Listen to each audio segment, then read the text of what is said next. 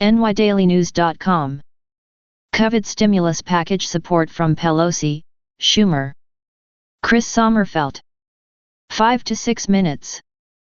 The two top Democrats in Congress on Wednesday threw their weight behind a coronavirus stimulus package with a price tag of less than $1 trillion, a major concession meant to put pressure on Republican leaders to come to the negotiating table as the pandemic continues to wreak havoc on the U.S. economy.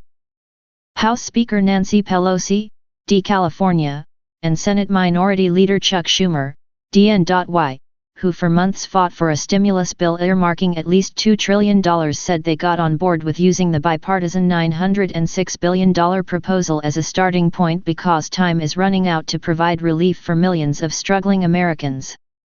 In the spirit of compromise, we believe the bipartisan framework introduced by senators yesterday should be used as the basis for immediate bipartisan, bicameral negotiations, the Democratic leaders said in a joint statement. Of course, we and others will offer improvements, but the need to act is immediate, and we believe that with good faith negotiations we could come to an agreement. The concession came after Senate Majority Leader Mitch McConnell, RKY, said he would move forward with a far smaller stimulus measure in the range of $550 billion, even though that bill has failed twice before in his chamber. McConnell could face pressure from members of his own party to support the more robust funding measure since he endorsed a bill this summer that was slightly larger than that before reversing himself. The compromise bill, unveiled Tuesday by S.E. Senate Minority Leader Chuck Schumer, DNY, left, and Speaker of the House Nancy Pelosi, D. California, right, J. Scott Applewhite/AP. N.S.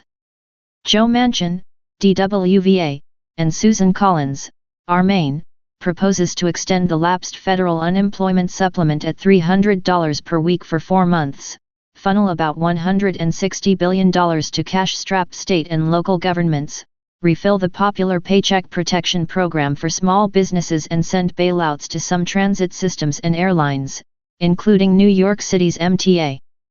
The bill is also packed with aid for distribution of the COVID-19 vaccines that are expected to get rolled out by the end of the year.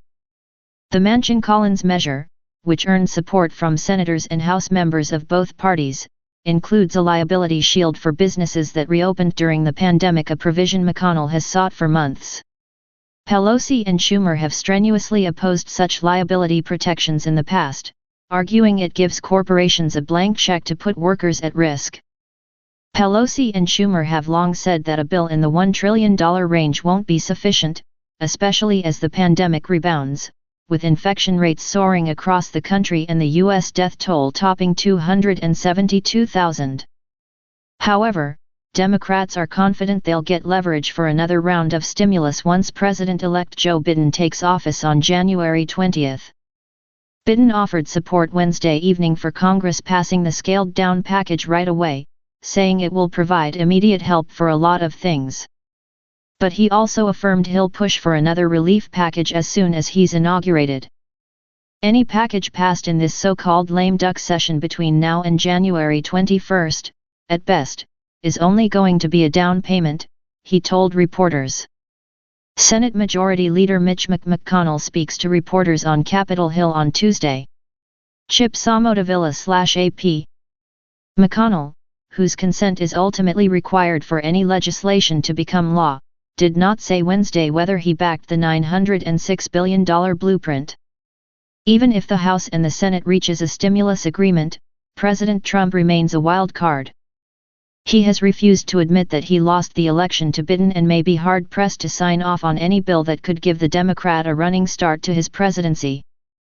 At the same time, Congress must approve a slate of spending bills to keep the government from shutting down on December 11, and Trump has thrown wrenches into that process by threatening to veto the measures if they don't contain a provision meant to punish Twitter for fact-checking some of his tweets. Still, Trump has sporadically called on Congress to get to work on a stimulus, without offering much in the realm of specifics.